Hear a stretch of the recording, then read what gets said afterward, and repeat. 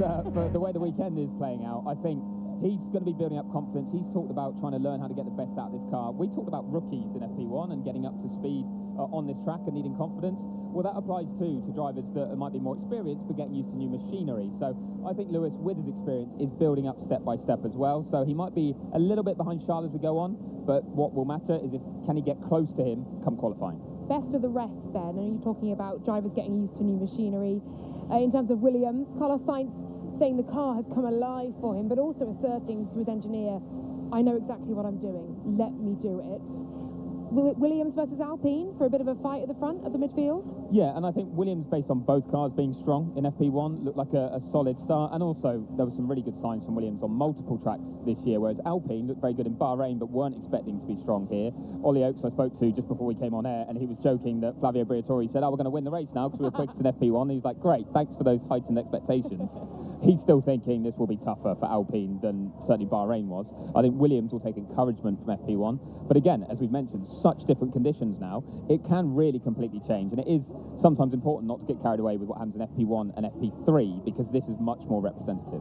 I like the Flavio Briatore, we're going to win now based on FP1. I quite like to subscribe to that hype train, absolutely. When you were speaking to Ollie Oakes, did you ask him about that little chat he had, quite a visible chat, with Max Verstappen's manager, Raymond Vermeulen? Of course, I wouldn't be a journalist if I didn't, did I? I did say we were joking about it during FP1, yeah. And he said it must be a slow news week if you're going to those lakes with that chat, and he said it was nothing to do with drivers or anything else. So he would say that, he certainly would say that, but I also sort of believe him because, of course, if we see Raymond talking to anyone, we're going to do 2 and 2. Exactly, yeah, and that's what we like to do. Let's hear, though, from Andy Cow. He spoke to In the Pen earlier on. Andy, good to see you here in Saudi. A tougher start to the season, perhaps, for Aston than was perhaps hoped at the start of the year. Can you just talk us through the limitations that you've seen the car has at the moment, but also how tough the challenge is to turn that around for the rest of the year? Yeah, we didn't finish off last year's championship particularly strongly, and so we got the challenge through the winter of working out what to add to the car, where to add performance. We have improved the car, but our opponents have also improved, and so a few races in, and we're just analysing where do we need to improve the performance of the car. Is it low speed? Is it high speed? It's largely low speed, but it's very challenging coming up with a car with these Venturi tunnels to try and get that low speed downforce. And I'm probably not going to be the last person to ask you about this this weekend, but obviously lots of Max talk. Aston obviously one of the teams that he's been rumoured to perhaps be interested in him going forwards. Would that be an option that you'd say no to or be appealed to, whether it's in the short term or the longer term? We're really lucky. We've got Fernando and Lance on long-term contracts. So the challenge for me and the team is how do we create a fast car for Fernando and Lance, and that's our key focus. Andy Cow has slipped very well into the team manager responses of batting it straight back. You've got to ask the questions, of course, but he's got an answer ready to go. Did you see the smile on his face as the question came in? He knew it was coming, and he knew what he was going to say, and he is very good at that.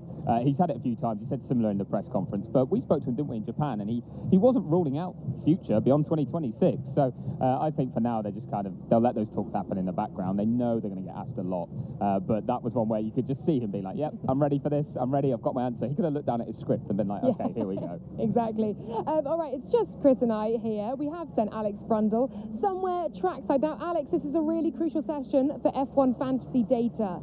Keep your eyes peeled. You need a bit of help there.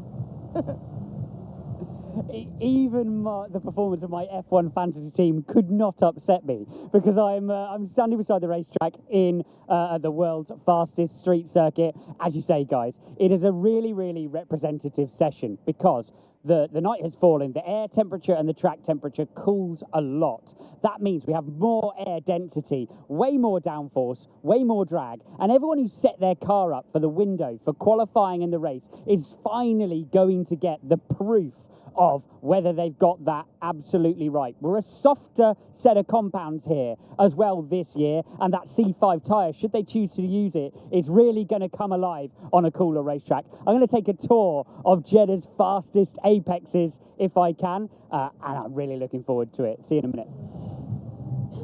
Thank you, Alex. God, you can feel the enthusiasm, can't you, coming through the screen there. He's absolutely loving it at turn 3 at the moment. All right, then building up to FP2, the rookies on a track like this, with the speeds we're seeing, perhaps a bit more work to do to get comfortable out there. Eyes on them for this session. Yeah, what's impressive about drivers at this level is everything they've done in FP1, they will learn from so quickly. There's a lot of talk about how when you sleep on things, you really get it to sort of stick. And that might happen tomorrow too, but even session to session they do it and you see progression. So I think a lot of the rookies will learn from what they did in FP1. They'll obviously get used to how this has been in these conditions, and they'll go out there and get a bit closer, I think, to their more experienced teammates. That's a fascinating thing, isn't it? Because I've heard teams actually, drivers going to sleep during the day to really get that learning to sink in, which I found a fascinating thing. We'll see what happens down the paddock. I'm off for a nap, I'll be better. Exactly, maybe I need a nap as well. No, and in terms of that battle of the top 4, just quickly, who do you think will emerge? I'm interested to see if Mercedes or Ferrari become the key kind of challenger to McLaren. I think Red Bull are likely to struggle to get there from what we've seen so far in last weekend. So yeah, I'd go between Mercedes and Ferrari, and I'm going to say Ferrari just. Okay, we'll see. Ferrari then potentially to challenge McLaren. This is the session to find out. Thank you very much indeed, Chris. I'm going to dive into the pit lane now. Chris is probably off for a nap after that little nugget I just gave him. Alex Brundle, as you saw, is trackside at turn 3, and Alex Jakes, Jolyon Palmer and Sam Collins are standing by to talk you through this representative hour of practice at the Saudi Arabian Grand Prix here in Jeddah.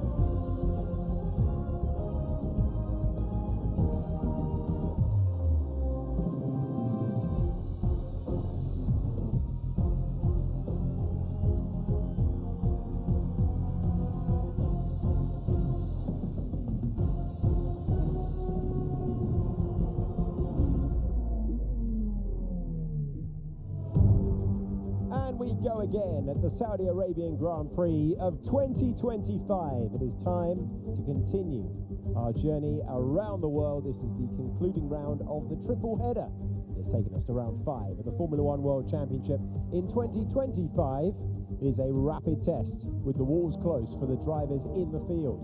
6.1 kilometers, 3.8 miles. On Sunday, we will have 50 laps, and this is the session where you get both the qualifying simulations and the long-run data as well. 27 corners for the drivers to try and conquer. There are some really hairy moments around this circuit that allow us to see the cars up close and the wonderful direction change that we get as a result. As Alex Brundle told you a few moments ago, it is the C5, the C4 and the C3 as we go slightly softer for the tyre compounds for this weekend. The sun has set next to the Red Sea and we are illuminated in floodlight for the second hour of practice at the Jeddah Corniche circuit, where the track temperature has dropped down to 37 degrees. The air temperature is 28. It remains gloriously warm with the breeze from the ocean rolling around the racetrack.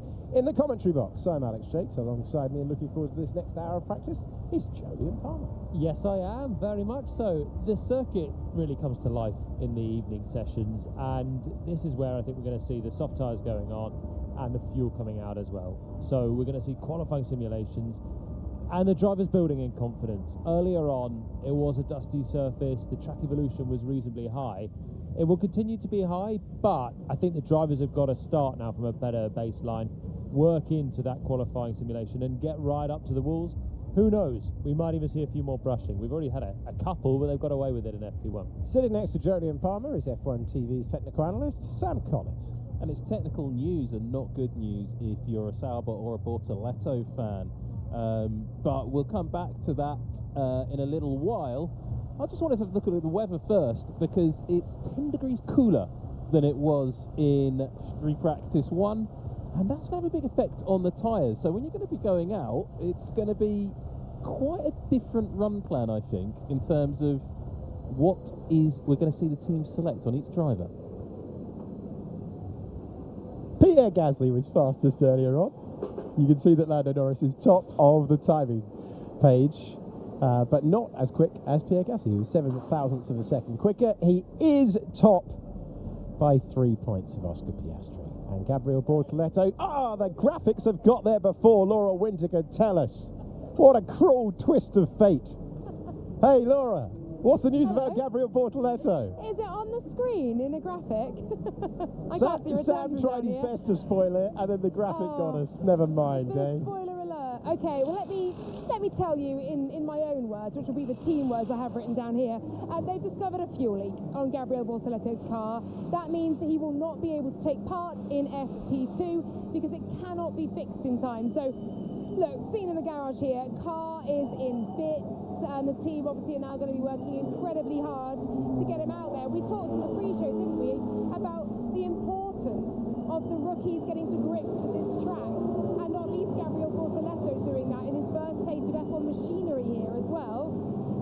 He does not get the one representative hour of practice, as the cars behind me here from the Sauber garage are roaring their way up to what will eventually be a green light at the end of that pit lane.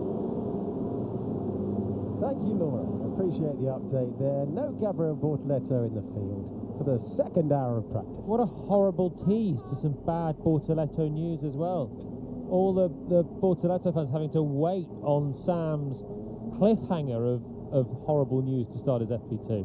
Yeah, sorry, from the green light back to the green car. What I was going to say is it may not sound like a big deal, a fuel leak, but as you saw from Laura there, the car is literally stripped down to its bare chassis. The fuel tank is so deeply buried inside, we call it the monocoque, it's the bit the driver sits in, and to get the fuel tank out, you literally have to pull everything off the car, get the fuel tank out, and it's a Kevlar bag tank that sits inside the sort of this bit, and it's actually getting a fuel tank in can take hours for a team to do, let alone taking a fuel tank out. It's filled with foam and baffles and pumps and filters. It's a huge job, so it's no surprise the team can't just make a quick change in the pit lane. It's tough on Bortoleto, isn't it? Because as a rookie, he needs the running. This is not an easy track. I feel like the rookies had a bit of a chance last time out for the first time this year, really, in Bahrain, at a track that everyone knows well, and it's a bit more forgiving. And now we're back to the deep end, and even more so for Bortoleto. So whilst Hulkenberg inches his way towards the fast lane, Bortoleto will go nowhere, and he was bottom of the times as well in FP1. So immediately, halfway through Friday's running, we know that he's going to be up against it for the whole weekend. Yeah, top 16 separated by a second earlier on. Pierre Gasly was in first on a 29.2, and then within a second his teammate Jack Doohan was on a 30.1, and then Stroll, Behrman, Ocon and Bortoleto were the drivers outside of the 1 second window. And there was a second between Hulkenberg, who looked pretty good earlier on as well, and Bortoleto. Hulkenberg was 12th, and the Sauber was within 0.7 of a second of the outright pace set by Gasly. And that was the kind of a theme for a lot of the rookies. It's not the sort of place that you 4 races into your Formula One career can go into and nail straight away with gusto. You do need to build up to it. It is pretty easy to go too fast too soon and stack it into the barriers hard. Hulkenberg finally getting away. Practice start for Oscar Piastri. If you're just pressing play, we have 19 cars leaving the pit lane.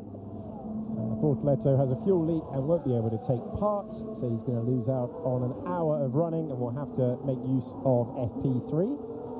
As we see Alex Albon, who was looking for a balance change. He was feeling he was right on the edge of the car's adhesion earlier on, but he was quick. Alex Albon, 5th fastest earlier on. Sam, would you like some more news from the paddock? I can get away with this one. Honestly, say what you like at this stage, Sam. Liam Lawson, you remember we were talking about him at the end of the last session? He cut the white line at pit entry twice. The FIA investigated him. For the first offence, he was given a very stern warning. A warning, it's an official term, but a stern warning is what I like to call it. And then he was given for the second offence a reprimand. Now, it may sound like the same thing, but a reprimand is an FIA official sanction. Each driver can get 4 official reprimands in a season. The 5th reprimand they go 10-place grid drop for the next event. So he can be naughty 4 more times, and then he's in trouble. Oh, I think he'll get over that as well, won't he? Have we ever seen anyone actually? Sebastian Vettel got done for reprimands, did he, a few years ago? Gasly did. I can't remember anyone being done for reprimands off the top of my head. Was it, maybe I'm thinking of actually I might be thinking of just a red flag infringement that Vettel got done for in Austin before. I think it was just straight that rather than reprimands. Anyway, it's niche. And Lawson will put that to the back of his mind and start thinking about driving around this circuit. Everyone out on medium tyres apart from the man we're looking at, Alex Albon, who comes through on a set of hards. Williams using a set of hards early doors then on Friday. Haas did it earlier on, so Williams and Haas going different. The rest of the field all perfectly in synchronisation on their tyre use. Chris Medland has joined the chat, and he suggested that Mark Webber got a 10-place grid penalty for a third reprimand for getting a lift with Fernando Alonso. Was that in Singapore? I don't remember that one, but Yuki Tsunoda, under the current regulations, I think is the only driver to have got a penalty for it. He got a 10-place grid drop. And it was a while ago, 2022 Italian Grand Prix. Was it 2010 Singapore? Alonso won the race. Webber jumps on the side of the car to get back. It was a great win for Alonso, holding back Sebastian Vettel, I'm sure, in the closing stages in a race of cat and mouse. I think it was that one that Webber jumped on the side in the old school Mansell way. Ooh, big snap for Charles Leclerc. Welcome along to F1 TV. We're chucking any old memories into the microphone at the moment. And Charles Leclerc was chucking his Ferrari into turn 13. It did not comply, though, on those medium tyres. No, out of it. On just half a lap then for Charles. We're going to look at Kimi Antonelli,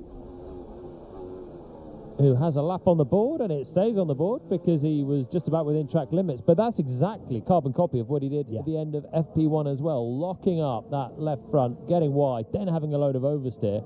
And earlier on, he skipped across the chicane. This time, he just about stays within the track limits. And you'd get away with it, really, in practice anyway. It's for qualifying that people would, the stewards would look at it, to be more precise. There's another look of the underside of Antonelli's floor, banging out on the curb. Lewis Hamilton's had a pop over the curbs as well. Medium tyres for all of these drivers. Again, only Albon on the hards, so they're all fighting the same issues. And we're checking in with Oscar Piastri now, winner of the last Grand Prix, and laying down a time nice and early on the mediums. Not much to do until he gets to the final corner of the racetrack. 25 and 26 fast sweepers. And then you get to the hairpin. Piastri moving up through the gears to the line at the circuit where he first out-qualified Lando Norris after Lando Norris clipped the apex wall in Piastri's debut season.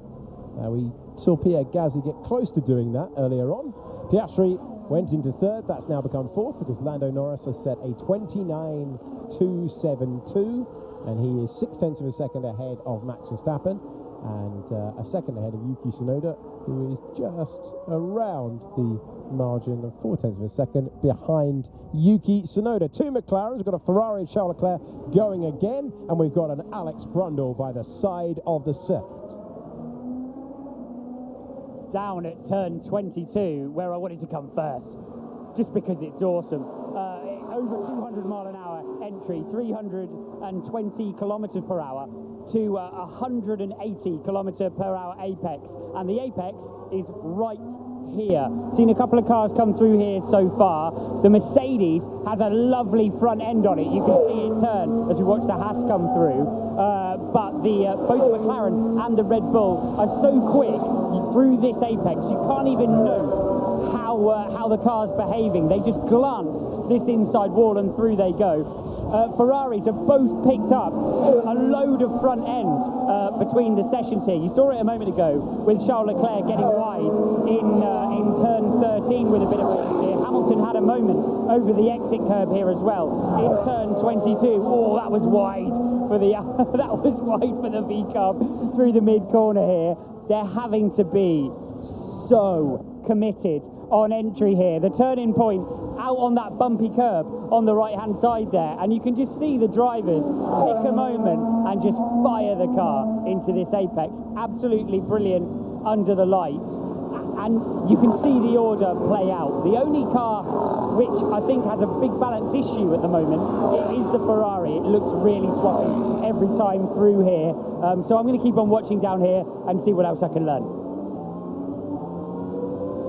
Thank you, Alex. Always great. One final roar by at turn 22 as Alex Brundle is watching trackside for us. This is second practice for the 5th Grand Prix weekend of the year. Saudi Arabia hosting the 5th round of the season. It's 5th Grand Prix in the World Championship. They've all been held here at the Jeddah Circuit. This is Max Verstappen going again, improving sector 1 and 2. It's a 29.2, the time to beat. Let's see if Verstappen can do it across the line. He misses out by 0.3 of a second, but he reduces the deficit. Moment for Lance Stroll. Aston Martin driver has gone off to bring out the yellow flags. He looks like he's down at turn 1. He is down at turn 1. Yeah, we could hear it before we could see it. Tyre squeal as Stroll's had a spin, presumably to end up where he did, or a really fruity lock-up down there. Not able to get a second flying lap on the board on this occasion. Norris very quick out of the blocks with his first flyer. He's pushing again now, and yeah, managed to get right down to Gasly's pace earlier on the soft. This is Stroll. Yeah, just swapped ends on him suddenly, and that was the tyre squeal. Formula One car going from 180 miles per hour to suddenly pointing the wrong way round, all in a big flash. Stroll scoring in the first 2 races of the year, and then the reaction of the replay, but no noticing that our camera up was there. This is further around the lap with Alex Albon and a Ferrari in the way. Dangerous. Copy. There's got to be so much chatter on the team radios. That's Lewis Hamilton there in front of Alex Albon, and he was sitting on the racing line, obviously unaware. And we saw when we went with Alex Brundle trackside, what a vantage point on the inside of 22, where Antonelli's roaring into now past Brundle on the inside, getting another flash of Mercedes kissing the apex. But when the cars were not flying past at really high speeds, they're trundling at incredibly low speeds to try and cool the tyres down for another lap, as Fernando Alonso's doing there, jumping out of the way of Kimi Antonelli. If you do that around any of these fast, blind, meandering sort of swerves of straight lines in the second half of the lap, you're going to be tripping over someone badly. You're going to have someone trip over you, I should say. And Hamilton really was just sitting on the racing line. It was in a corner, so it was more affecting Albon's lap time, and at least with slightly lower speed for him. It's been noted, but it will be nothing more than a warning for Lewis, I'm sure. But you can just see the speeds building. There's a slow car. Fernando Alonso radio said he passed 26 cars on one lap. It's really, really difficult. There's another one. They're just flashing into view. And then Hamilton now is bearing down on Pierre Gasly, trying to find a clear spot. It's such a busy circuit. How distracting is that for a driver?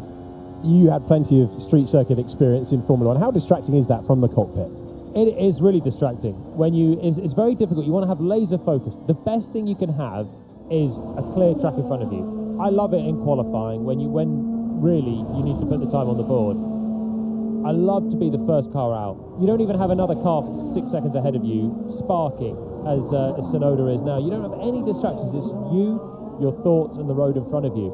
And it's one thing chasing a car for a distant tow, which we sometimes see, maybe particularly on a circuit like this, and you can kind of blank it out because they're always there. But when you're flying up and you're trying to focus on the next braking zone, and suddenly you have a car here or there, it just distracts you. It changes your attention. So it's easier to make just tiny errors. But in the field we've got now, tiny errors can be the difference of a row on the grid. So it's just so crucial to get clean laps. It's a McLaren 1-2, and there is 1,000th of a second separating Norris and Piastri out there. Very nearly another F1 TV bingo square if we had an identical lap time. Always make a fuss out of that when we get that. Just missing out. McLaren 1 and 2, then Charles Leclerc ahead of Max Verstappen. The order at the moment. Here's the fastest man from earlier on. He's got a couple of Hasses to clear. Yeah, they've obviously been told over the radio because they have jumped well out of line as Gasly. Did he brush the wall? I'm not sure, but it was very close on that right rear. Pops open the DRS, was super quick in the final sector earlier on, and that's why he went to the top of the times. He does not in this one, and George Russell, in fact, behind does a better final sector and improves a personal best final sector for Russell. The outright fastest middle sector for George on that lap. But you just the difference in pace of fast lap to slow lap it's a little bit frightening. Yeah, especially around the circuit, as you mentioned, plenty of fast, flat-out corners, but the walls are close, the vision is limited. Drivers, of course, very low in the car. The halo addition in recent times as well, impacting the field of vision that the drivers have. And the conversation between engineering teams continues between Norris and Piastri. He's on board with Lando Norris on his way to the fastest time so far. No, that is him in... Why does no one use radios at all? Yeah, I got blocked by the Red Bull. Completely in the way. That was Verstappen who blocked you. Driver ID for the driver in the way. We have seen a few penalties, not serious penalties this year, but a financial penalty, €7,500 last time out for impeding on Williams. I just wonder, are the FIA being a bit tougher on impeding incidents, particularly on a circuit like this where impeding could be a lot more serious than perhaps at some of the more open circuits we visit later in the year? The fine that Williams got in Bahrain was so obscene, but I feel like they've kind of made a rug for their own back, the FIA, by introducing that you have to sonder. There's Gasly just maybe kissing the wall with his right rear. Here we go. Tough to say if it was perfection or fractionally over it. He's getting closer and closer. Charles Leclerc gathers it together in the first part of the lap, scrabbling the car together and getting out of it straight after that one. Yeah, I mean, some of these incidents, you say, what's the difference? You know, high speed cars on the racing line. The Williams one looked close because of the way the two drivers reacted, but you know, the base thing that caused it was the same, a lack of communication. Alex Brundle, what can you see at turn 22, my friend? Still down here, and I mirror your thoughts about the difference in the speed of the cars. We've had a queue down here a few moments ago on the inside, just before the apex of turn 22. To take the apex, it's a bit of a kind of a crunch point here as you see Carlos Sainz roll through relatively slowly. A bit of a crunch point on the apex of 22, and then of course they're unsighted for the rest of this final sector. A couple more things to note about the attitude of the various cars.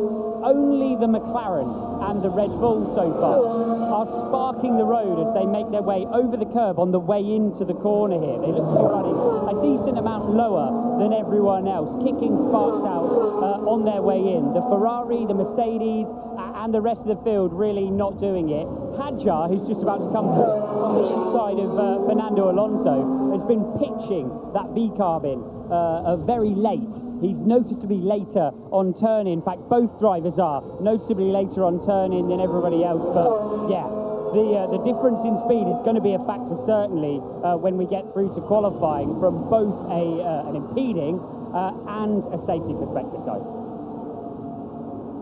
Thank you, Alex. Watching for us at 22 and 23, one of the defining corners of the racetrack. Let's see how Charles Leclerc negotiates it. Having cleared Yuki Tsunoda before, he makes his way to Brundle corner. Oh, that's committed. What a great place to watch a Formula One car change direction. I'm very jealous of Brundle's vantage point there on the apex as well, to see it all happen in a flash. Can't brake. Let's check the brakes. We're looking at it now. So Gasly pits and curtails his first run. Leclerc's going really quickly. I mean, he must have lost a bit of time in the final sector. He doesn't improve it, but he was really hanging on to it. He's already done the best final sector of anyone so far. So the fact he barely improved is no tough thing. Norris had a bit more time in there, so the two McLarens both improved in unison, or both went for a second lap in unison. Piastri improved, went to the top. Norris was a good 3/10 up on his teammate, but lost the lap in the final sector, so there's a bit more time in there for Lando. Let's see how Liam Lawson's getting on. He's got the soft tyre on the car, a little bit of drifting out towards the wall on the final corner of the racetrack. And he comes over the line and goes into fourth, the first of the soft tyre runners that we've seen in this qualifying simulation. Okay, it's difficult to know where that's going to stack up because of the track evolution, the softer compound, and probably sneaking up a bit of engine mode as well for the soft tyre. And around this circuit, that will pay dividends with the long straights we've got. But that's an early benchmark for the midfield runners there. Lawson putting in what looked like a clean lap. Like-for-like medium tyre run, Charles Leclerc on a 29.0, Lewis Hamilton going over the line with a 29.6. And a little note on Hamilton, he's now running the same rear wing specification as Charles Leclerc. In free practice 1, Hamilton ran the older specification rear wing. The difference between them is incredibly subtle. It's just a taper on the upper element. Charles Leclerc had the new spec all the way through FP1. Hamilton ran the older, back-to-back test. They've gone for the new spec for both cars now. Hamilton's really struggling at the moment generally in the Ferrari. Is take away the amazing sprint that he put in China, the qualifying pole and the end result, and he just hasn't found his feet. That was a one-off sprint and qualifying that he seemed to be so hooked up. We thought, this is it, he's found it. Well, he's been half a second away so far this morning, and he still looks a bit of a gap away as they will presumably come around to the pits and get ready for a set of soft tyres, and we'll get a clearer indication. But Leclerc has always enjoyed this place. He's been fighting for the lead here with Max Verstappen. Put on that great fight in 22. Hamilton had it in 21, but he's off to a much better start, Charles, this time around. And he does pit, so he'll go for the softs, and most of the field are doing the same. Antonelli improves up to 6th. Beforehand, we were looking at an aerial view of Yuki Tsunoda with a minor lock-up into the final turn of the racetrack on his way to improving up to 4th. Lawson going very early on that soft tyre run. It's the first quali sim that we've seen so far. And Lewis Hamilton, we mentioned him a few moments ago, coming off the back of his best Grand Prix result for Ferrari, which is 5th place, Ferrari's overall best result in the Grand Prix format this year is 4th place, both scored by Charles Leclerc so far. Early stages of the season. Of course, you're looking at a comparison between the top 2 drivers in the World Championship. Just a little note on the McLaren we're looking at there. Underneath that chrome logo, you can just see the cooling outlet on the engine cover of both of the McLarens. McLaren have actually reduced their level of cooling on the car between FP1 and FP2. The reason for that is less cooling, lower drag, and also it's significantly cooler in terms of track temperature than it was this morning.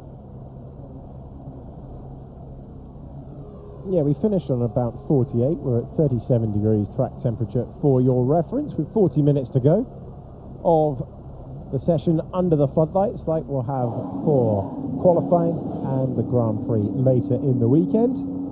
It's Toto Wolff, team principal and CEO at Mercedes. Valtteri Bottas, the reserve driver there. And he is hoping to climb back to the grid, one of the names in the mix for the new Cadillac team, which is joining the field next year in Formula 1.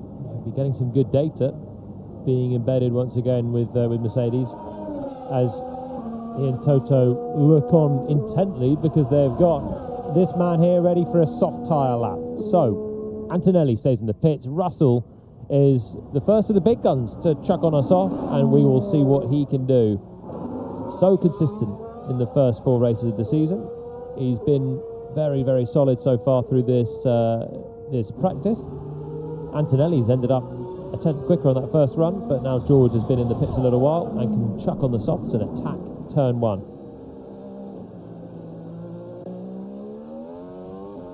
And as he makes his way through, let's just listen into this first sector and the commitment he can show.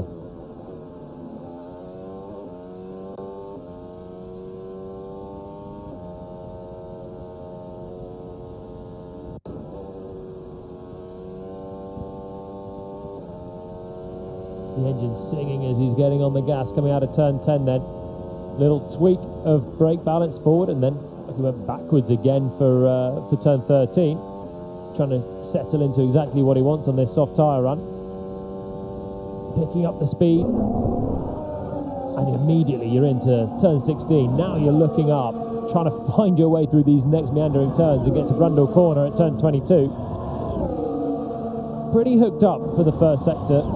Had to take a downshift to punch in towards turn 9 and 10, and apart from that, it just seemed like he was enjoying the ride. George on the soft tyre, giving himself some grip, fastest middle sector, 1 corner to go, got to get a braking point. Now he moves the balance forwards for a big smash at the pedal.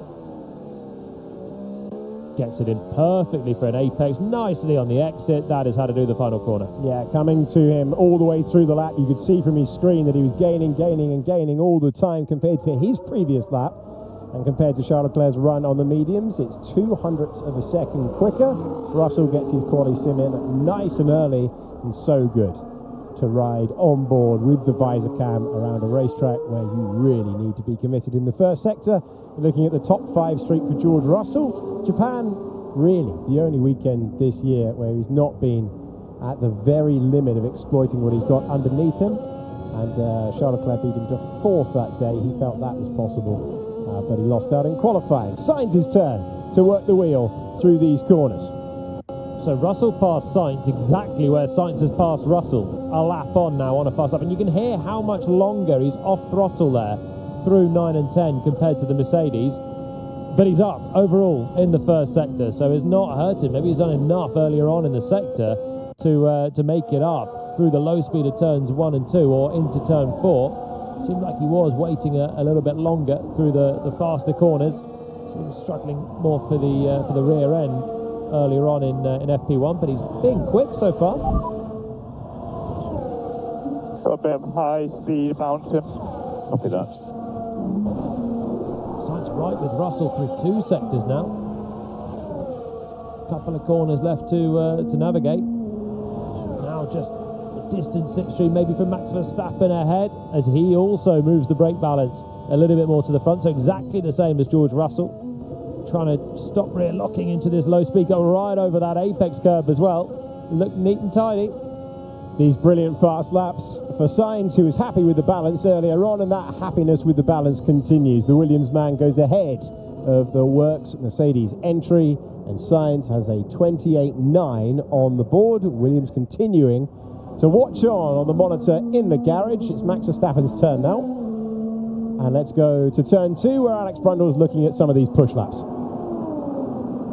Yeah, great to see it, pushing really hard through the apex of 1 and the slowest apex of the lap down here, 85 kilometres an hour over the apex of turn 2. Really interesting to see how that played out between the 2 Williams cars, both of them moving around through the exit of turn 2 here, and actually, despite having the soft tyre, really struggling with the balance. I can see Max Verstappen's on a fast lap, Oliver Behrman delivering his push lap as well in the hash. You can see exactly what I'm talking about there, the car squirming up against the wall, but as they move through the compounds, they are generating a lot more front end in the mid corner of the second phase of this chicane. Hulkenberg slightly wide through the middle of turn 1. Here comes Antonelli in a Mercedes, which has looked nicely planted at the front end. Liam Lawson, he's off that, isn't he? Slightly wide. So there are still drivers building into these push laps. Looks though like Max Verstappen is about to go P1.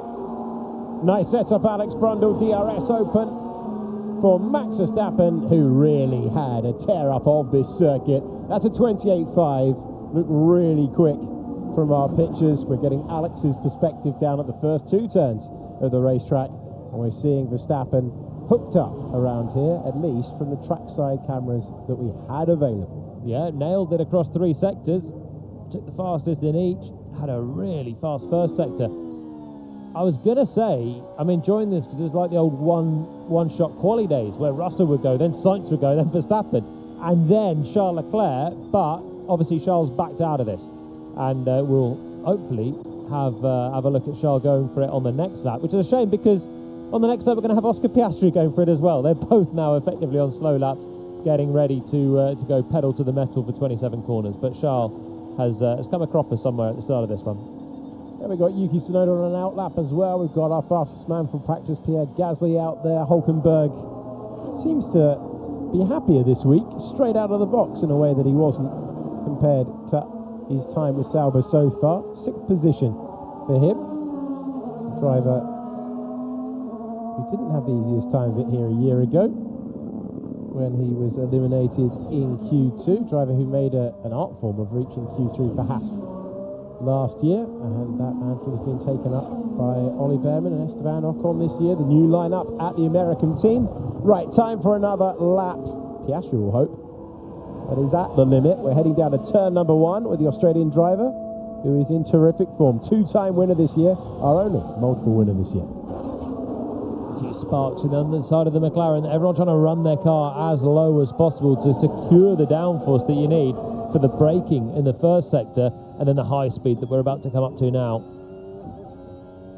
Through turn 4, sweeping through turn 6, 7, and then we're going to come to 9 and 10 here. Oh, it's a wait and a gather over the curve for Oscar, and then he's a bit kinder through the final parts of turn 10. A bit hairy on the approach, and he's half a tenth down on Max Verstappen. This is the hairpin that sends him back to home. The cambered corner of turn 13, fast sweepers, and then the tricky test of turn 17 coming his way. It looked like he had to wait a little bit for understeer in 13. Sweeps through turn 16 and 17. There's a number of cars going slowly, as always we've seen today through the back section, trying to get out of the way, and they do cleanly. And he is quicker than Verstappen in the middle part, but only by thousandths. Still half a tenth down overall. Not sure this is the cleanest lap. Looks like there was time left on the table, certainly at turn 9, where he's slightly wide, using more of the curb than maybe he would have liked through there, but he is within touching distance. He was thanking his team for giving him a superb car after winning the Bahrain Grand Prix. Let's see whether we can have a magic final sector and go to the top of the times. He does go to the top of the times, fastest in Sector 2 and Sector 3. It's a 28.4, the time to beat, as Alex Albon puts the Williams up to 7th position. It's worth noting that Alex Albon was 5 kph quicker than George Russell between turn 12 and turn 13, the end of Sector 1, the fastest of anybody in a straight line. Yeah, sorry, I had a bad hit exit of C4. Check the floor. We will check. We had a bad hit through turn 4, and then a few corners later, an armful of opposite lock at high speed. Yeah, I wouldn't worry about 4. That was a similar sort of moment to what Oscar had, but times about 5 for Isaac Hadjar, really hanging on to it there in the high speed as the drivers start to approach and lean on that curb on the entrance a little bit more. Big swapper for Kimi Antonelli on his set of soft tyres. He has now done a lap on them as well and has gone 8 tenths away just behind Alex Albon. Hadjar, I wonder if he's thinking he's ridden over the curb at 4, and then the very next thing he's really had to do is approach turn 9, and the rear's gone on him, so it must be missing a bit of downforce. Fernando Alonso, with his qualifying simulation, goes into 14th position behind Liam Lawson, who was the first to put a soft time on the board. Lando Norris is going to be the next fast driver on a flyer. So Leclerc's done now a couple of laps and hasn't managed to get a time on the board. So the fastest man on a medium is still circulating, trying to get a clear lap on the soft, and he'll start one presumably just behind Norris, who starts a flying lap now. And here he is, coming through the first couple of corners. He's looked hooked up so far this weekend, was just behind Pierre Gasly in FP1, opens up turn 4 as much as possible, and now we're on the roller coaster run that sweeps through 5, 6, and then the right through turn 8, and then this tricky part, 9 and 10, over the curb on the exit, but it's not as aggressive as some of the other ones that we've seen. He might get rewarded for that. He does. Big first sector. Hamilton tries to get out of the way, and that was a rapid first sector for Lando Norris. Piastri is the benchmark in sectors 2 and 3. A driver who's been on the podium for every single Grand Prix so far this year, including winning in Australia. Didn't have the weekend that he wanted in Bahrain, and trying to bounce back this weekend.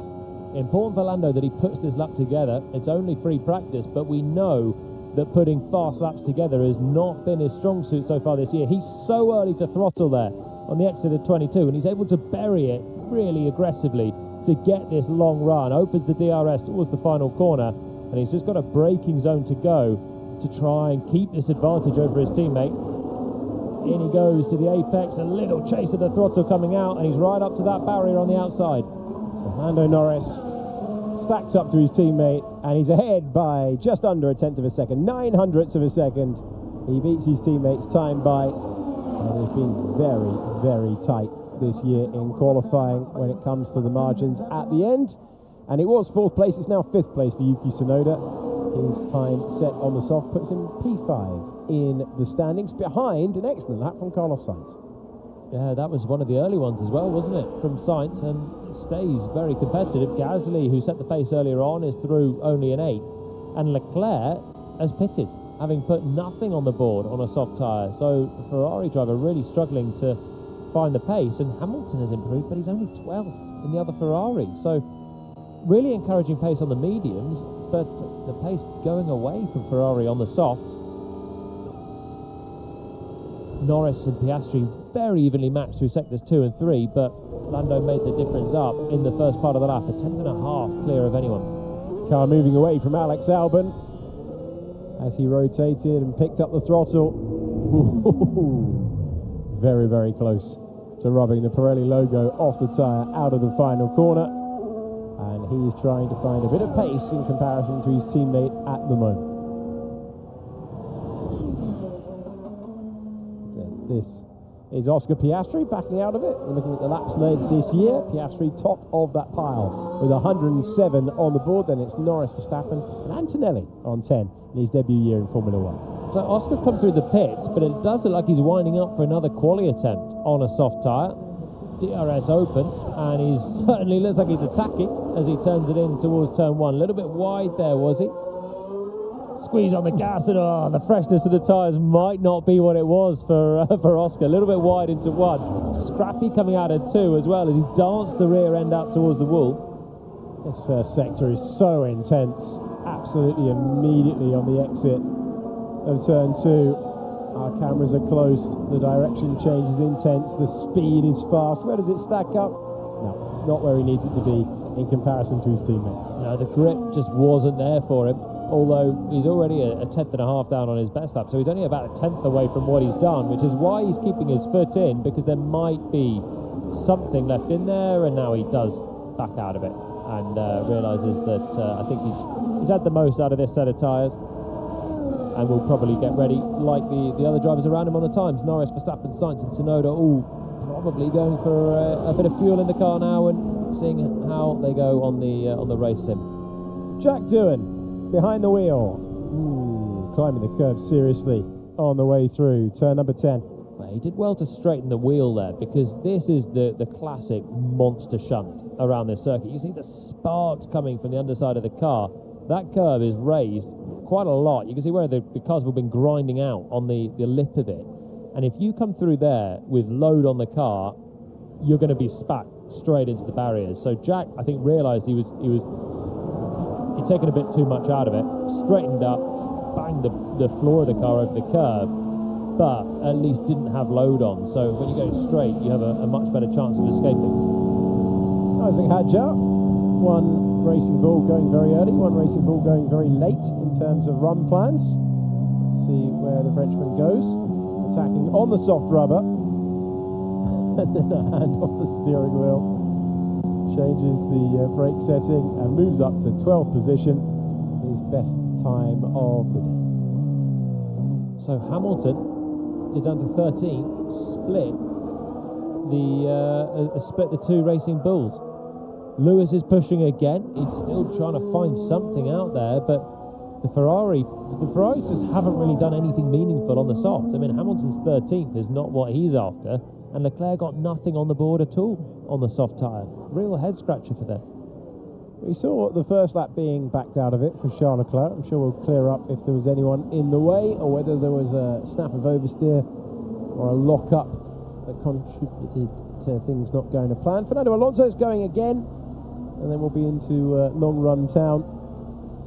A couple of push laps. This has taken us a long way into the session, because it's such a dramatic angle almost everywhere around this place. It feels like the sessions are absolutely ripping by today for the 5th Grand Prix of the year. Here's Fernando Alonso.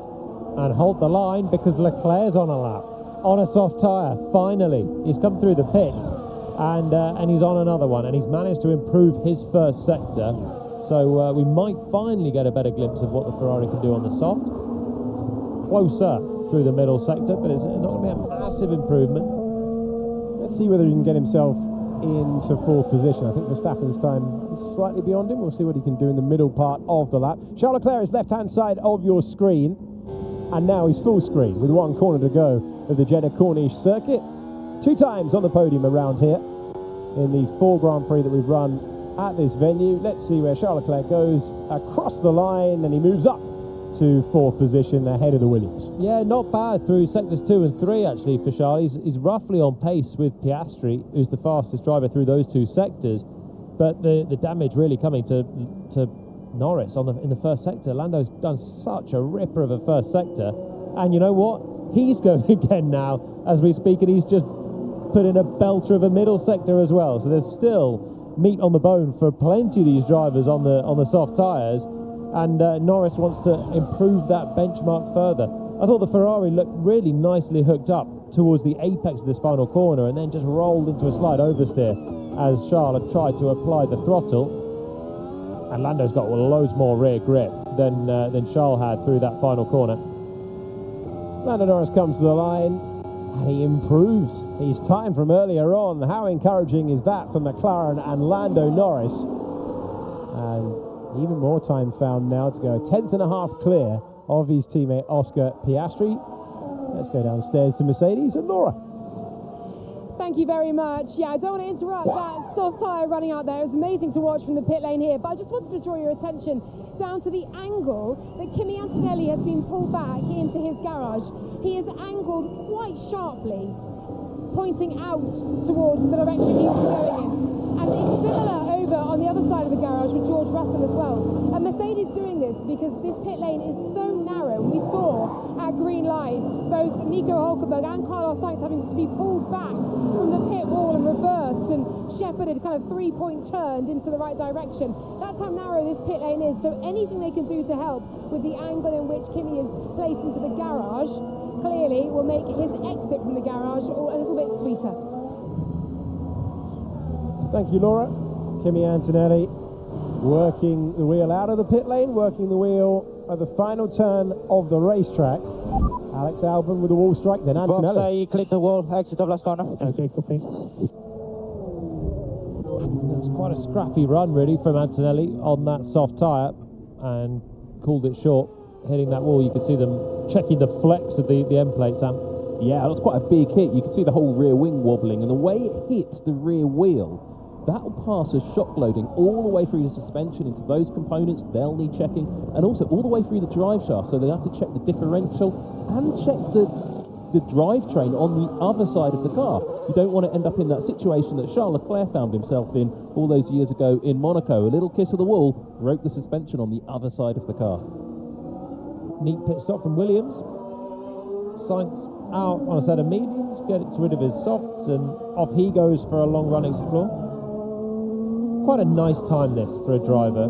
You've done your high adrenaline soft tyre laps, you've got the most you possibly can, and now we've got 19 minutes left on the clock. A lap time is about a 1:30. So by my maths, Alex, we have about 13 laps for Carlos to go out and circulate and figure things out for the race. Never doubt you when it comes to numbers, Palmer. Never doubted. Drivers switching now to more fuel and to the longer run pace, and the adjustments being made down there at Aston Martin. So long as no one fact checks my maths, then I'm in the clear, aren't I, really? Listen, I can say what I like at this point. This side of the convox is not going to check your numbers. Sam Collins' side of the convox, that is more likely. No, Sam was doing his own thing, never mind. It's all going very well. No. 18 minutes uninterrupted maths in FP2. It's quiet on the track. So Sainz with the racing pit stop, straight out onto the mediums. Verstappen's out there learning on his mediums, and the only other driver out there on track at the moment is Lance Stroll on a set of softs. Shoddy pace again from Aston Martin, and this has been a good track for Alonso for the last couple of seasons. Was his famous podium that almost wasn't and then was again in 23, one of Sam Collins' greatest off-track infringement look-ats. It was fun. The team were, I just loved it. Down in the back of the garage, the team were furious because the penalty came through during all of the interviews that Fernando was in. I was waiting to interview the team principal, just, you've had a good race, and suddenly this news is coming through my ear. And then I'm talking to the team about it, and they're essentially having little green kittens about it because they couldn't believe this situation, because essentially they hadn't touched the car against the rules, but they were told that they had, and There were videos flying back and forth, and it was a great old bit of FIA versus team arguing. It was good fun. So this was, Alonso started on the front row, didn't he? And started outside of his grid box. Got a 5-second penalty in the heyday of 2023 for Aston Martin, where they could be at the other end of the grid. Got a 5-second penalty, not dissimilar to Lando in the last Grand Prix. But when he came in to serve that penalty, was it the rear jack that made contact with the car? That's right, yeah. And that then incurred a 10-second penalty that was only applied post-race. That's correct. And Aston Martin successfully argued that that was allowed within the oddly written rules. Yeah, the rules were tightened up since. So if, say, Lando's penalty, for example, any team member essentially touches the car in any way during that penalty box stop, if you like, you will get another penalty. But brake fans, radiator fans, any sort of fans coming in close by, as long as it doesn't touch, you're allowed. And we saw that, I think, the fans came in for, because your cars are out there doing, what was it, about 15 laps, maybe 13 laps for Norris's first stint. They're getting really hot, and then sitting stationary for a period of time is the worst thing possible for reliability. The carbon brake, so carbon brake pad, carbon brake disc. If you stop a Formula One car without air flowing through the brake cooling system, the brakes will simply just catch fire due to heat soak, and the only way to cool them is to blow air into them. That's why you see those leaf blowers come out whenever the car stops. The value for Aston Martin that day of an experienced sporting director, Andy Stevenson, able to argue against the penalty based on instant knowledge of the previous precedents, and that's why it was revoked. And Fernando Alonso got to keep his podium, one of 8 that he scored with Aston Martin in 2023. There's Lando Norris on a slightly longer run. It's happened a couple of times, and deep into the second, that was on the soft tyre, so that's a couple of minutes ago, and deep into the first and then second turns of the racetrack. So I'm hearing that was on his fastest lap, Norris, and it looked quick, didn't it? It looked like a quick run through the first chicane. He's still in the pits, he's not been out there on high fuel.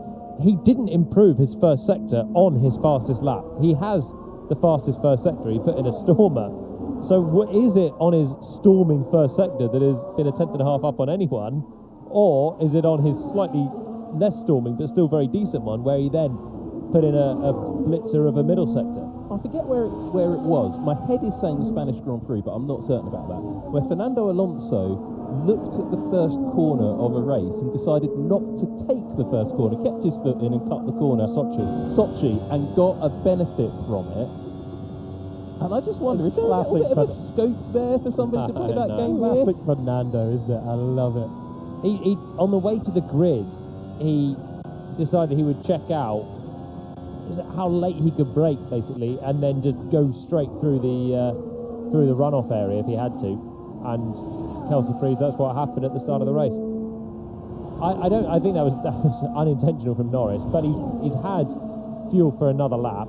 The run plan dictates he gets another lap. Piastri had the same thing and was quite scrappy through the first corner. We saw him go a little bit wide, and he didn't improve, whereas Lando's done that, and he's thought, oh, fine, I've gone through the runoff area. This is obviously not a legitimate lap then, but I might as well keep pushing the rest of it to learn something in qualifying sim. This is not a qualifying session, so it doesn't matter that it's an illegal one. Esteban Ocon out there logging more laps, 13 minutes to go in the final practice session of the day. Komatsu, the team principal at Haas, and what a start Haas have had to the campaign, scoring with both cars, bringing updates that worked last year. Transformative stuff for that team that in the past really struggled to bring meaningful upgrades as the year progressed. And we will hear a feature interview with Ollie Behrman at some point of this weekend. Which point, I can't tell you at this stage, but you'll have to watch every show. I know you would have done anyway across the course of the weekend. It's Lewis Hamilton not having the easiest day at the moment, not finding the balance around this circuit that runs to 27 turns out there. It is a 3.8 mile, 6.1 kilometre circuit, one of our longest of the season. and Hamilton will hope that he gets a more compliant Ferrari. Looked all right on the mediums, seemed to take a step forward on the softs earlier on, and Hamilton is down there in 13th position as he chases an understanding with his new team, and he believes the team has a huge amount of potential after not the easiest start to the campaign, but 5th place last time out, his best result in a Grand Prix, so still chasing that first podium, the bright point of his time with Formula 1's most famous team. That fantastic performance in China, where over 1 lap in sprint qualifying and over a half an hour distance effectively in the sprint race, give it clear air, and he was able to check out significantly away from the pack. The problem is he's not been able to get it into that type of performance again, but he will try and compete once more, but he's going to need a strong Friday into Saturday, which is defining. And his team principal, Fred Vasseur, has called it a bit of a qualifying world championship. You know how much pressure is on the 3 sections that comprise the qualifying hour, coming your way around this time tomorrow on F1 TV. 10 minutes to go, and we are into long run territory. Let's just finish the lap with Lewis Hamilton, winner of the original, the inaugural Saudi Arabian Grand Prix on a spectacular night of Formula 1 back in 2021, when the race was at the end of the season rather than at the start. They've made that change. It is usually towards the front end of the campaign. We've been used to this being the 2nd race of the year. It's round number 5 in 2025. There was the man who was the talk of the town 1 year ago, wasn't even taking part in this session 1 year ago.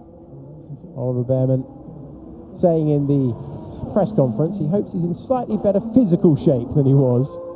It's always been a circuit that he's enjoyed. Immediately quick here when he came here for his rookie F2 season, on pole for his 2nd F2 season, and then given the late call-up, you know what he did with that, with a really strong finish last year. 7th place on debut for Ferrari, and that enough to seal the progress up to Formula 1. 3 times a point scorer in 2025, and he comes into this round of the championship with 6 points on the board, a personal best of 8th in China, and he will look to try and keep pace of his teammate, his Grand Prix winning teammate, Esteban Ocon, who has been as high as 5th after the Ferraris were disqualified in China earlier in the year, and finished with a really strong 8th place after pitting very early for fresh rubber, using that undercut, doing the hard yards in the middle of the Grand Prix, and then keeping his head at a circuit where it is easier to overtake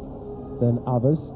He can overtake around here, down into the first turn. Got a yellow flag out there at the moment. Has someone struck the barrier? Looks like a Red Bull struck the barrier. Yuki Tsunoda at the exit of the final corner has brought out the red flags, and the Red Bull driver is into the barrier.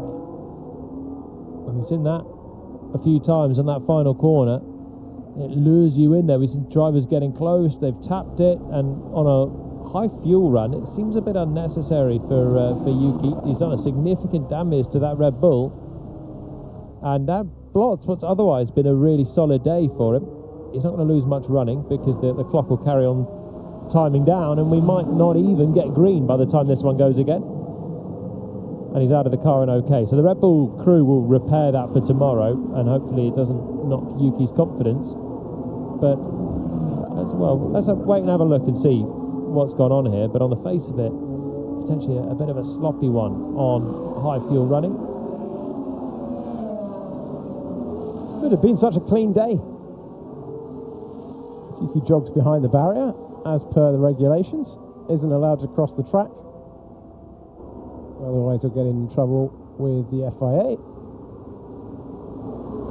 And Tsunoda has clattered into the wall that his teammate found at the end of what would have been one of the more spectacular laps in Formula 1 history if he'd finished it back in 2021 in qualifying. Now we've got the medical car deployed down there, but Yuki, as you've seen, is okay and is out of the car. The medical car is being deployed just because of the impact of the barrier will have triggered the medical car light, so it has to be deployed in those situations. Okay, on board, we're heading to turn 27. On board with Yuki Tsunoda. He's about to find the barrier. Ah, that's the mistake. It is a sloppy one from Yuki, and he's. I thought the car was so under control on the entry of that corner. He was braking nicely, got it turned in, got to the apex, but got too much to the apex, and he breaks the steering arm. There we go. Bam, contact. Suspension's buckled, and off he goes to the barriers on the outside. It happens on street circuits. Every inch that you can gain on the apex saves you multiple inches on the exit. It's such a game like that, but he's just bitten off more than he can chew there. It looks like a lot of damage for quite a slow speed accident. Look, all 3 of the 4 corners of the car are broken. The right rear is broken, both front corners are broken. And there we get confirmation from Tsunoda that he is okay. Just a little bit of information on the Honda-powered cars, such as Tsunoda's Red Bull. Every Honda-powered car coming into this Grand Prix weekend has taken a new power unit. No penalties, but just a little thing to note on a high-speed track. Anything over 18G impact will trigger the medical light, and Yuki Tsunoda now able to move from the barrier to the medical car, and it's not too far to be driven up to the pit lane. Driver who scored a couple of points in the last Grand Prix, his first points with his new team. But we've seen that before. Lando Norris, driver in your picture, has clipped that apex wall in the past, and it can have big consequences. As Sam was pointing out, the damage to you. There's a bit of work there for the Red Bull team to do. Session stop, and as per the regulations, the clock will continue to tick down. And it's going well for McLaren once again, and that was on the low runs. We've barely begun the high fuel runs. Verstappen seemed to be the furthest into his long run before the red flag came out, and everyone waiting to see whether we can get things resumed, or at least get some practice starts in. This is on board with Lando Norris, watching on. So this is going to be Tsunoda putting it in the wall right in front of us. Oh, and you can see how subtle it was, but off he goes to the right-hand side. No turning. Push into the wall. It looks subtle from behind, and even on board, you can just see he wants to get in, wants to get that late apex to get on the exit. It's not a huge hit. We've seen bigger brushes around the rest of the circuit for other people, but it's the angle that he's done it on the front axle there that's just broken the steering arm, and he ain't turning after that. This is down at Racing Bulls. It's Liam Lawson having the floor inspected. We had Isaac Hadjar reporting that he'd gone over the curb and asking for a floor inspection, but they're all having to use the curb, so they're all going to be doing that across the course of the weekend. The red flag is still out. This is a chance to have a look at the McLarens at work with Jolie. So 1-2, and we can have a look at them side by side. Norris is very fast in the first sector, and he has a different style through this first couple of corners. He attacks a lot the entry and really bulldozes his way to that second apex curve, which gives him a lot of turning to do through the exit. But overall, it's a quick approach from Lando. We come through the middle sector, or to the end of this first sector, sorry, and Oscar's trying to build up the speed. They're pretty much neck and neck at this point, and that's where Oscar drops a wheel onto the curb through the entry to turn 9 as well.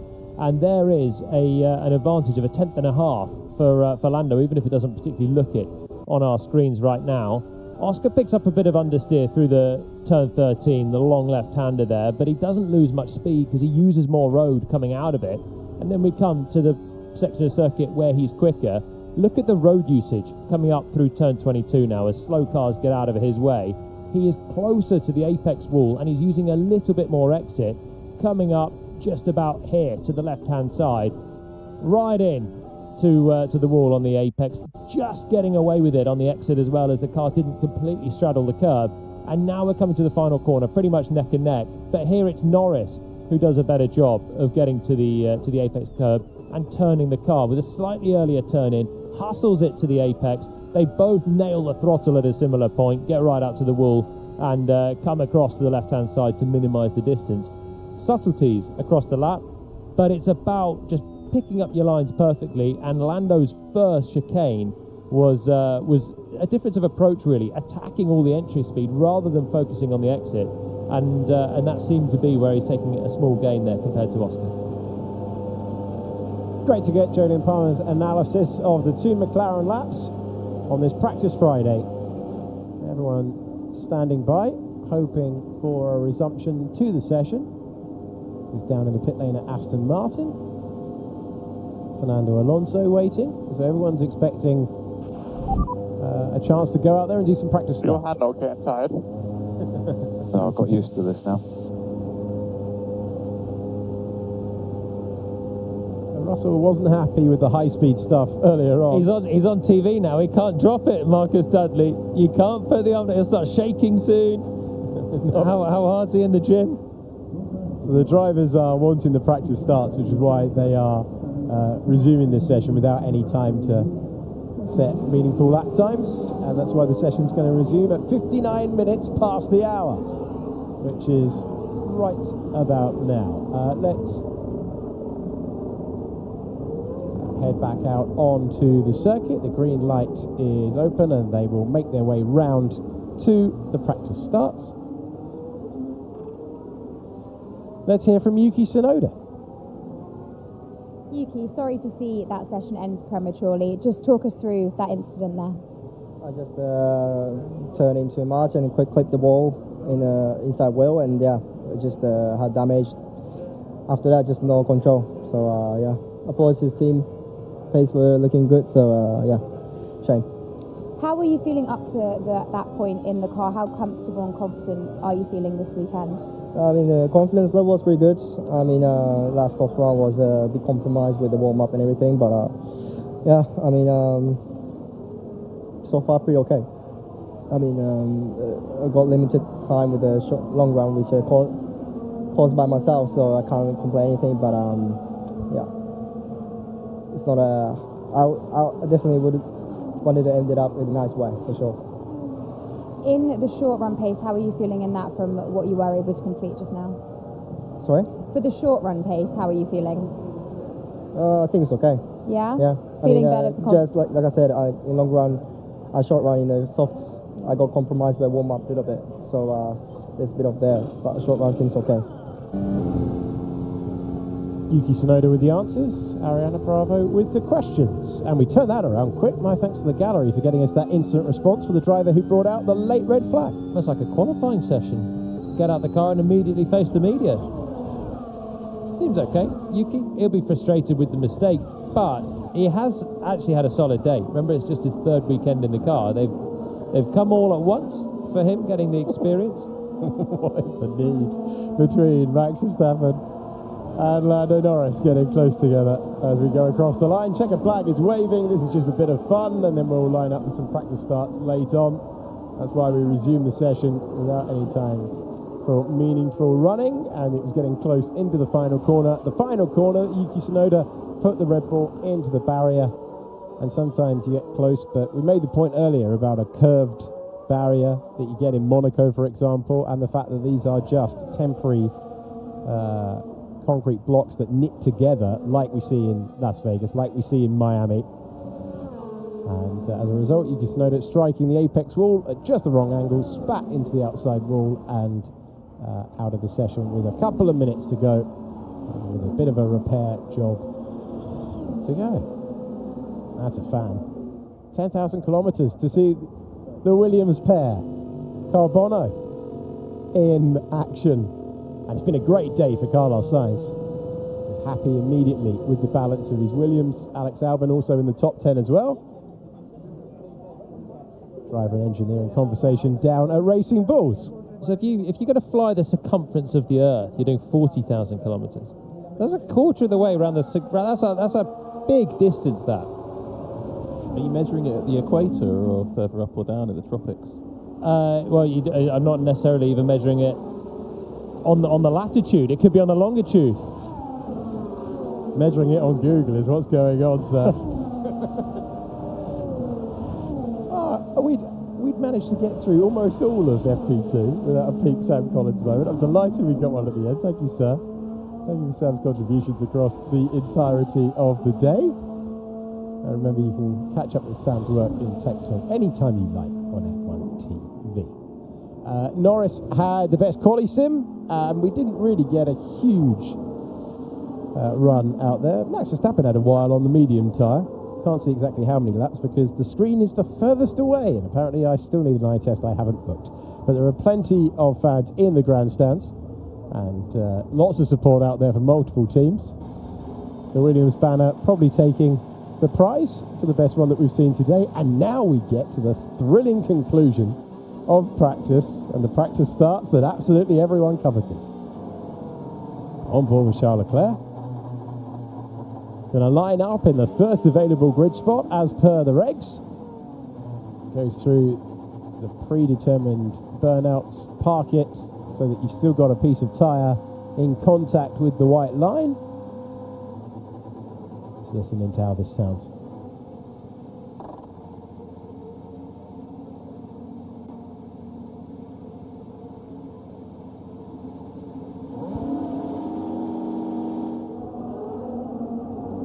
And away goes the Ferrari. Wonderful to hear, not only the trackside cameras, but also on board with the audio of the red Ferrari that's making its way round the second turn of the racetrack and back to the pits. So, good day, bad day. It's been a good day for Carlos Sainz in the Williams. The Ferrari looks competitive.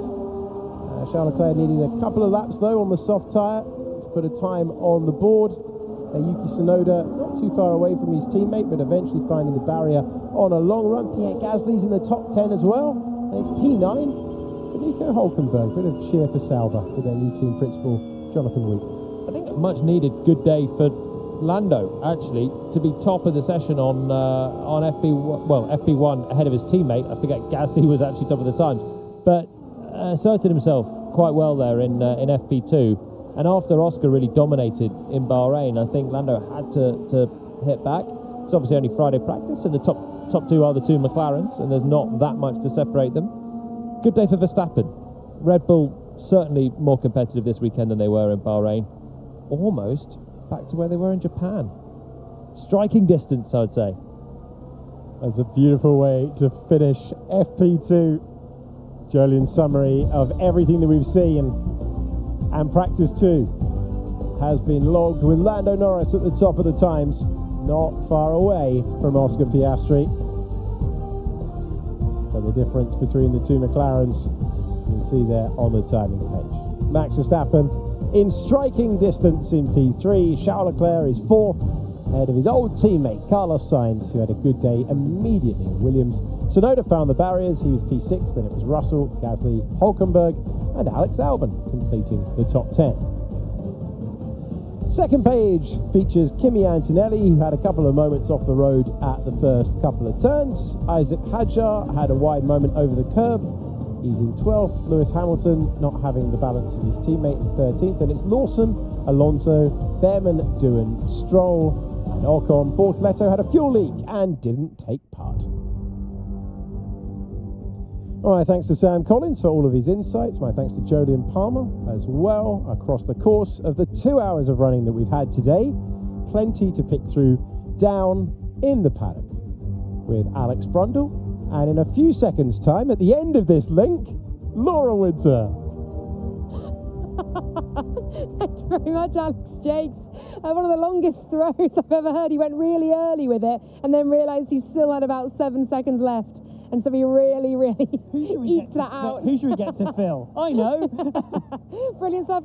You've returned from trackside. That must have been epic, because even watching up in the pit lane, these cars dancing around this track on quali sim was something else. I like to keep it analytical, but I went into vibes mode completely on the apex of 22. Man, it is quick through there. I've never seen a timing screen conform so exactly to how the cars look out on the racetrack. That turn in to 22 just exposes the aerodynamic performance of the cars so completely. And when you look down the timing screen, I think, yep, that makes sense. Yep, that makes sense as well, as you watch the laps play out. It's fun being pure vibes, though, sometimes. Come over to the dark side. But look, let's go back to the analytical side and take a look at what happened to Yuki Tsunoda. And you came to me and said, I was about to say what a good session he's had. and it's in the wall. It really was. I mean, around 3.5 tenths off max, looked to be relatively strong, just catches that inside wall in turn 27, then that, of course, breaks the steering arm and sends him straight into the outside wall. It's a relatively easy fix for Red Bull, that. And it's a strange thing to say when the car's ended up in the wall at the end of the session, but I don't think a driver of his experience is going to be too disheartened. He knows the game around here. He knows that error is there to be made. It's actually had a big old impact on the rear right as well, so potentially they might want to have a bit of a look at that for Yuki Tsunoda. But what he's got to do now is take heart from the performance and completely pretend that accident at the end never happened. Because up to that point, he was looking really good, just a couple of tenths off max. And he's been mega since he's taken over that car. Tenacious. Did it work out straight away? No, it didn't. He's chipped away at it, and he's made it work, you know, in terms of pace so far this weekend. So it was a real shame to see him go in the outside wall. He will not be the first, he will not be the last to misjudge an apex concrete block here in Jeddah. Well, he was not the first even this evening, but he definitely hit it the hardest. Albon also tapped the wall up there. Antonelli with a little graze of the wall, and the other one I can't see because of the lights. Piastri, Oscar Piastri as well, also with a nudge of the wall. So a lot of drivers, who just walks past us now, a lot of drivers very much finding the limit out there, and I guess the opportunity to do so in the representative session. That's what you've got to do, and they need to be pushing the limits in these qualifying simulations to understand where they're at. It's no good going out there and giving your team a half-baked lap, because you don't then arrive at the VMAX that you're expecting. You don't then take the tyre energy through the corners that you're expecting. So you need to give the car full beans, not only for you, for your references, for your feel, but also for the engineering team to understand what they're dealing with and try and make progress for tomorrow. The teams recognise the reality that at a circuit like this, that is going to come with the occasional bump and scrape. Unfortunately, it caught Tsunoda out. Did Antonelli take both the inside and the outside wall there in 27? I think he did. But yeah, that's going to come with the occasional scrape, and it's caught Tsunoda out this time. Antonelli was a lucky boy if he did, because he's come away unscathed from that and will have learnt a lot in his first time here in Jeddah in Formula One machinery. Traffic, next point of conversation, will be an issue in qualifying. My goodness me, it was an issue out there already. Lewis Hamilton has been called to the stewards for impeding Alex Albon in a moment that made me audibly gasp in the pit lane. Such was the speed. Here it is now. Yeah, it's dangerous, Albon said. First time I'm seeing that one, and yeah, I think that there will be discussions about that one in the stewards, unfortunately for Lewis Hamilton. Conversations over the radio, you know, Oscar Piastri asking if anyone is using their radio system. Teams need to be warning drivers, and again, you know, a little bit of difficulty in communication, still betting in at Ferrari, but that's relatively basic stuff, isn't it, that every single team are doing in terms of making the drivers aware. Yeah, the Verstappen moment. So Will Joseph Crook on the radio here to say that was Verstappen who blocked you. Yeah. But these moments happening on the racetrack. The Wolves moved back here in 2023 for exactly that reason, to try and give drivers a better sight line. But it's still a fast, blind circuit, and they're going to have to be on it.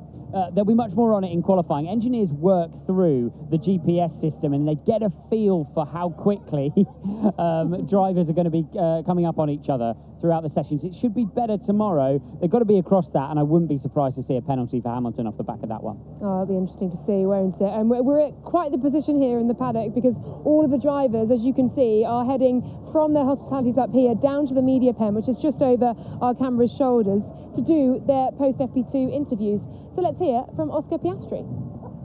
Hi Oscar, it looked like a quite busy day out there for everybody today. How was it from your perspective? Yeah, it was a decent day. I think the pace has been good, and I felt reasonably comfortable. There's been a few corners that I need to try and do a bit of a better job at tomorrow, but no, all in all it's felt like a good day. So I think the pace has been good. Still some things to iron out. It's not been perfect, but no, still feeling good. So obviously coming here, you have got pole position last time out in Bahrain. How are you feeling about qualifying tomorrow? I mean, yeah, I think the pace in the car is good. I've been feeling pretty good. I think there's still, like I said, some things to improve for tomorrow, find a bit more pace to find, but no, so far everything's been going reasonably well. So yeah, feeling confident for tomorrow. Great, thank you. Thank you. Oscar, then a tenth or so away from Lando Norris in that session. How important do you think it was, as I said to Chris in the pre-show, for Norris to just assert that advantage once again over his teammate? Especially here, because of the 4 circuits that Oscar Piastri out-qualified Lando Norris at last year. This was one of them. So he needs to try to take qualifying honours here and try to set his season back on track. As the dominant McLaren driver. It's a tiny margin between the two of them. Really interesting analysis from JP showing that much of it is in that first chicane where Norris has a bit of a different technique. That'll be an easy fix for Piastri, and it's all to play for in qualifying tomorrow. What will be heartening McLaren, though, is they look to be carrying that advantage through into yet another different type of circuit here. Not as abrasive as Suzuka, but still super fast and low drag. Ayo Komatsu just getting involved in our show then. Fascinating to see if McLaren can hold that advantage over the likes of Max Verstappen, who's just come through, and indeed Pierre Gasly for Alpine, who's had a very good day as well. Sam Collins standing by in the studio for us to talk about George Russell versus Alex Albon. Williams will be pleased about that one.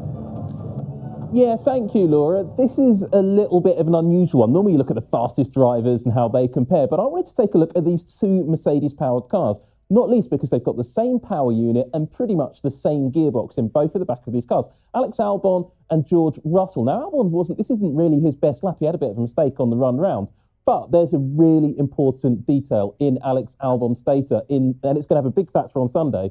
The Williams is really quick in a straight line. You can see it here where you see the comparison, the driver comparison, all the fast, straightish bits, the Williams is quicker. All the wiggly bits, the Mercedes is quicker. Now, you know they've got the same power unit, you know they've got the same gearbox, so this is chassis and aerodynamics in its entirety.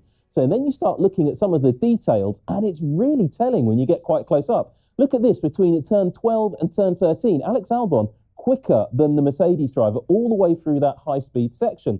Then you start seeing it again on the fast wiggly bit towards the turn 20, turn 21, and again on the run, that final high-speed section here, you start seeing the Williams building its speed much quicker than the Mercedes. Why is that a factor? The Mercedes is quicker overall. The Mercedes is going to out-qualify the Williams most likely. Well, the key factor here is when you're looking at race strategy, yes, the Williams is slower over a lap than the Mercedes. However, Alex Albon did have a little bit of a problem on that lap. Carlos Sainz was quicker, but I'm not sure the setups of the 2 cars are the same. But the Sainz is showing a similar performance characteristic.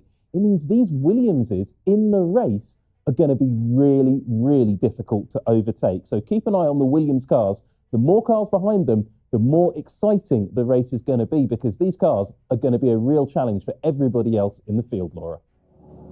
Oh, thank you very much indeed, Sam. OK, let's head to the schedule then, and we can see where Williams will end up in qualifying. That comes tomorrow, but not before. Free practice 3, 4:15 for that one. And then your pre-qualifying show, 7:30. Qualifying, 8 p.m. Track time here in Jeddah. Post-qualifying show, straight after that battle for pole. And then Sunday, one final day of this triple header to bring you then the pre-race show live for you at 7 p.m. And the start time for the Saudi Arabian Grand Prix at 8 p.m. And do not miss the post-race show. OK, well, we've just seen Alex Albon walk past, actually. I don't know if he'll also be heading up to the stewards. That may be where he's going. He's got post-race duties to do. And then, of course, he'll be heading to the stewards for that moment with Lewis Hamilton. He branded dangerous at the time. And actually, on traffic, Fernando Alonso with cracking radio. They were checking maths in the commentary box with Jolyon Palmer and Sam Collins. Check this one from Fernando Alonso. If there are 20 cars on track, I overtook 26. He's seeing ghost cars. He's seeing ghost cars out there. We've gone for. They all live in traffic paradise. All of those extra cars. But it's Fernando. Fernando just